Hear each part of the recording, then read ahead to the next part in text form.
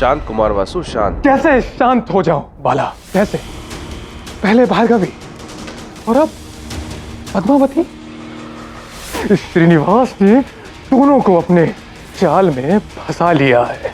अरे मेरी बहन तो मूर्ख है ही, और अब भार्गवी भी। अरे इतने अपमान के पश्चात कोई कैसे श्रीनिवास से प्रसन्न रह सकता है? शीघ्र, अति शीघ्र हमें श्रीनिवास को राज्य से बाहर करना होगा और अपनी बहन का विवाह करना होगा। परंतु कैसे? ये कैसे संभव होगा? संभव होगा जब भृगु मेरे साथ हो जाए। परंतु इसके लिए सर्वप्रथम भार्गवी का आपसे प्रसन्न होना अति आवश्यक है। आप अपना सारा ध्यान भार्गवी को प्रसन्न करने पर केंद्रित करें, उसके पश्चात आपकी सारी समस्याओं का समाधान हो जाएगा।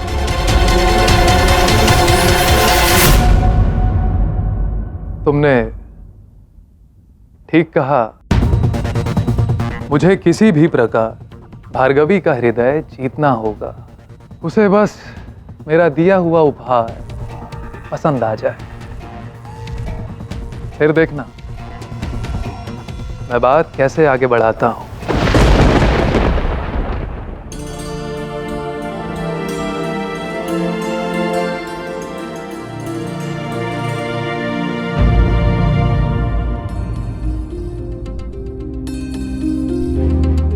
ये क्या है? यहाँ कौन लाया? भार्गवी!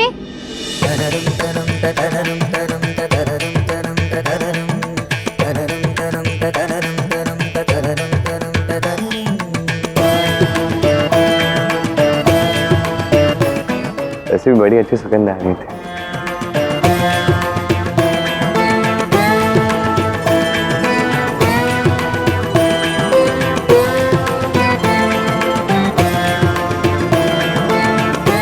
भार्गवी, पुत्री ये क्या है? हमारा तो नहीं है।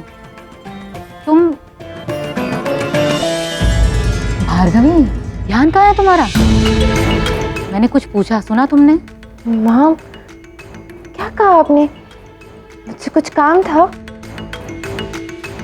पता नहीं कहाँ ध्यान रहता है इस लड़की का। दिखा रही हो, देख भी नहीं रही है।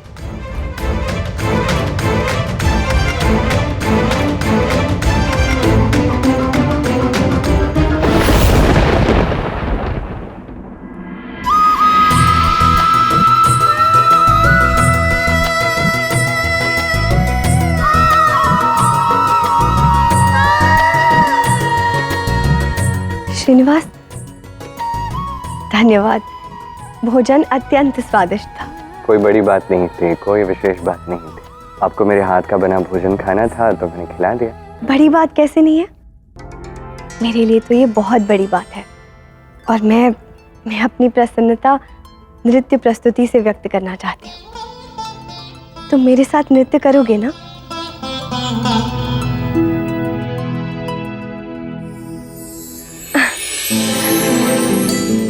मुझे ज्ञात था कि तुम मना नहीं करोगे। आओ, नटराज के आशीर्वाद से नृत्य आरंभ करते हैं।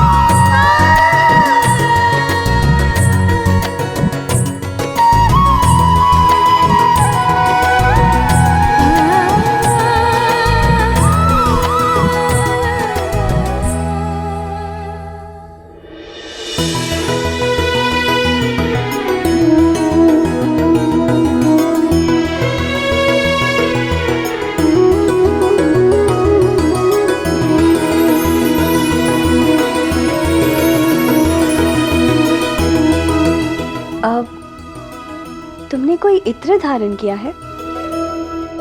हाँ, अच्छा है ना? अच्छा तो है, पर ये इत्र तो स्त्रियां धारण करती हैं। तुमने स्त्रियों वाला इत्र क्यों धारण किया है? वो क्या है ना कि मैं ऋषि भृगु की पुत्री पद्मा भार्गवी है ना, उससे भी तो नृत्य सिखाता हूँ, तो उससे लग गया है।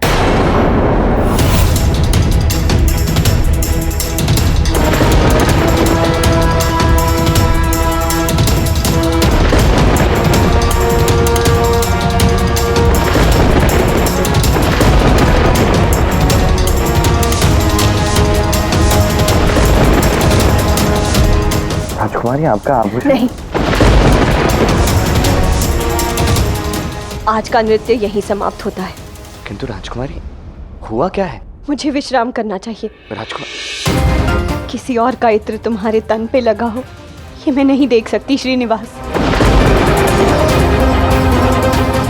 जिसका इत्र मेरे तन पर है, उसकी गंध तो मेरे मन में समाई है कुमारी।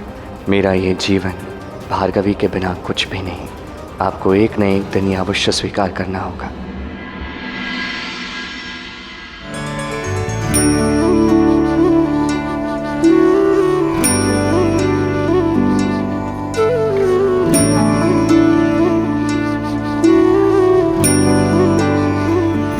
मुझे याद है भार्गवी, अभी तुम भी मेरे ही विषय में सोच रही होगी। हाँ, वैसे नहीं सोच रही होगी जैसे मैं सोच रहा हूँ, क्योंकि ये बात अलग है कि तुमने आज मुझे अपना मित्र माना है, किंतु देखना कैसे धीरे धीरे ये मित्रता प्रेम में परिवर्तित होती है। कैसे एक ऐसा प्रेम का संबंध बनता है जो इस संसार को सदियों तक महकाता रहेगा।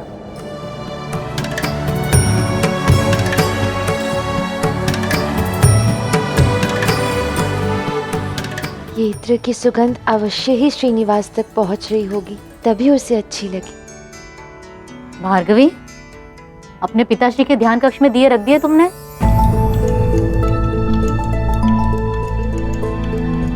पुत्री, तुमने अपने पिताश्री के ध्यान कक्ष में दिए लगा दिए ना? नहीं माँ, अभी लगा देती हूँ, आप चिंता मत करो। क्या बात है, बताओ। ऐसे खोई खोई क्यों बैठी थी? सवेरे से घर का कोई काम भी नहीं किया है तुमने। तुम ठीक हो ना भार्गवी? मैं ठीक हूँ माँ। श्रीनिवास ने मुझे आज जो नृत्य सिखाया था ना, बस उन्हीं मुद्राओं के विषय में सोच रही थी, और शयन से पूर्व अभ्यास करना है ना, इसलिए। अच्छा है, तुम्हारा समर्पण देखकर अच्छा लगा। समर्पण तो दो मुही धारा होती है, जो गुरु से शिष्य की ओर बहती है और शिष्य से गुरु की ओर बहती है। जानती हूँ माँ, श्रीनिवास मुझे पूरे धैर्य और निष्ठा के साथ नृत्य सिखा रहा है। बड़ा ही भला युवक है, कितना कुछ कर रहा है हमारे लिए, तुम्हें कितनी सारी कलाएं सिखा रहा है। भाग्य से मिलते हैं ऐसे मनुष्य जीवन में। अरे नहीं नहीं, मेरा भाग्य तो आपके पास है माता। मेरी भाग्य लक्ष्मी, मेरी भार्गवी आपके पास है। और देखना, एक ऐसा दिवस आएगा जब आपके और ऋषि भृगु के आशीर्वाद के साथ मैं इसी भार्गवी को अपने साथ ले जाऊंगा। उसी के लिए तो आया हूं। गुरु होना एक बड़ा उत्तरदायित्व है, परंतु शिष्य होने का भी एक बड़ा कर्तव्य है भार्गवी। श्रीनिवास तुम्हारे गुरु हैं, और गुरु को कभी न कभी गुरुदक्षिणा तो देनी ही होगी। चलो, वो तो तुम्हारे पिताश्री एक दिवस दे ही देंगे, परंतु तुम भी ये बात स्मरण रखना।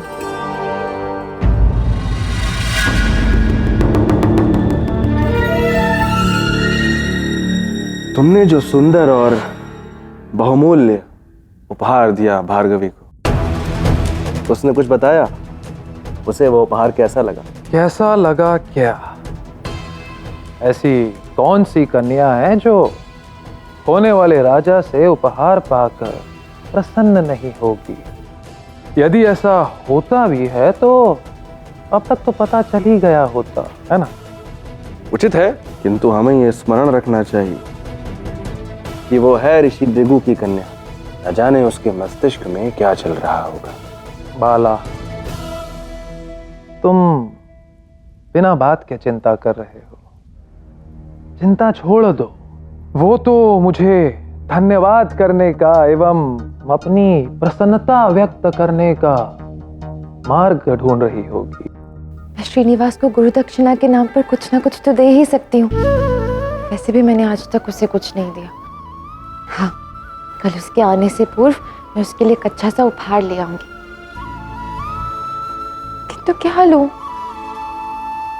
भार्गवी से संबंध आगे बढ़ाने का यही सही समय है, क्योंकि उसने मेरा दिया हुआ उपहार स्वीकार कर लिया है।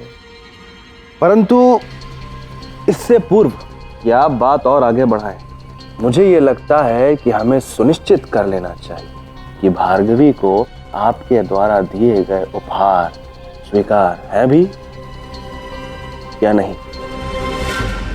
ऐसा तो नहीं कि आप कुछ और सोच रहे हो और वो कुछ और। क्या लूं मैं श्रीनिवास के लिए? कुछ ऐसा लेना होगा जिससे उसे आभास हो जाए कि मैं उसका एक गुरु के भांति ही सम्मान करती हूँ। ठीक है, तुम कहते हो तो सुनिश्चित कर ही लेते हैं। कल ही सवेरे ऋषि भृगु से बात करूंगा, क्योंकि वही तो हैं मेरे होने वाले ससुर, और इस संबंध का तो लाभ उठाना ही चाहिए और शीघ्र ही राजा बनना चाहिए।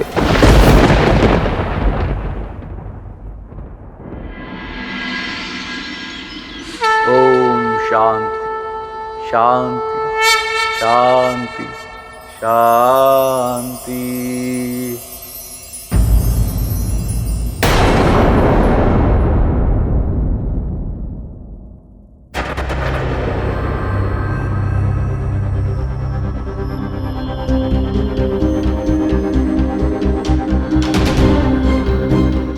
राजकुमार वासु, आप यहाँ?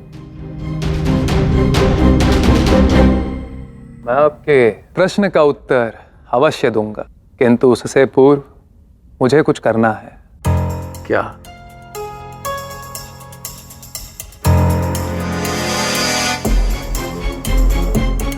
पिताश्री उचित कहते हैं। हम अत्यंत भाग्यशाली हैं कि आप हमारे राजपुरोहित हैं। आज आपको यहाँ पूजा करते देख मन प्रसन्न हो गया। मुझे विश्वास है कि अब मेरा दिन शुभ होगा। मुझे भी आपको यहाँ पर देख अत्यंत प्रसन्नता हुई राजकुमार। यदि मन में श्रद्धा और सच्चाई हो तो हर कार्य पवित्र होता है। जी, मैंने भी सच्चे मन से भार्गवी को उपहार दिया था कल। आशा करता हूं कि आपको और भार्गवी दोनों को ही उपहार पसंद आया होगा। उपहार? कैसा उपहार?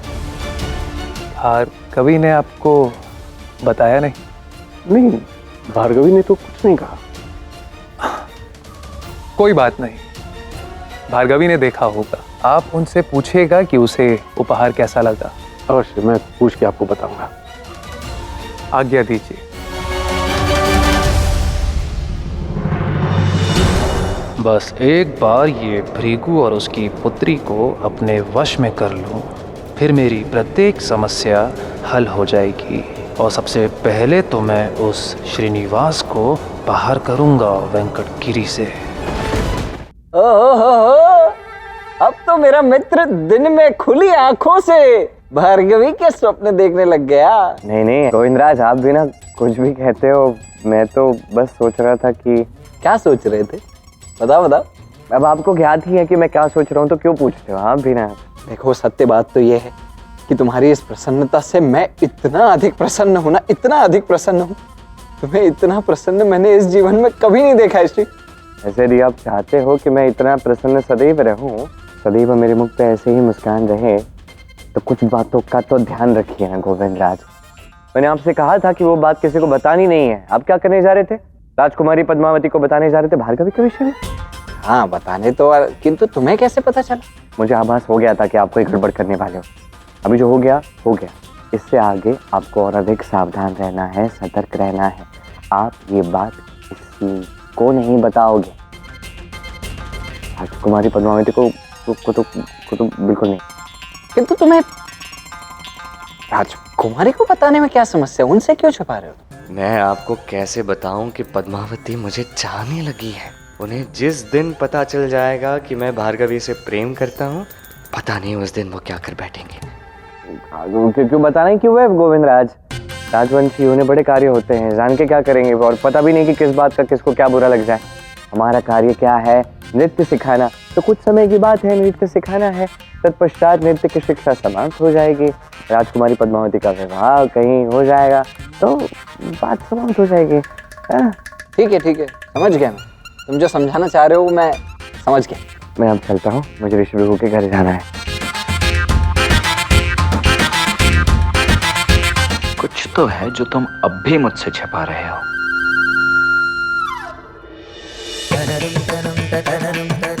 मेरे भेजे पुष्प का श्रेय तो तुमने वासु को दे दिया, किंतु अब मैं स्वयं तुम्हें उपहार दूंगा भार्गवी।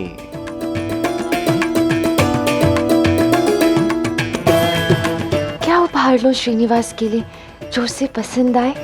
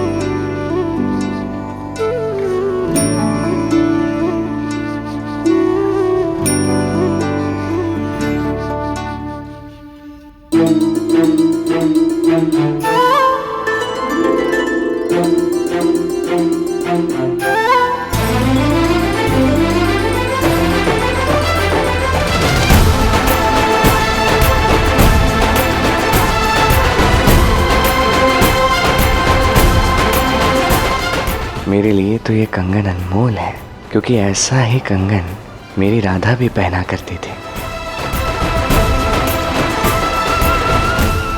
मुझे आशा है कि ये श्रीनिवास को अच्छा लगेगा।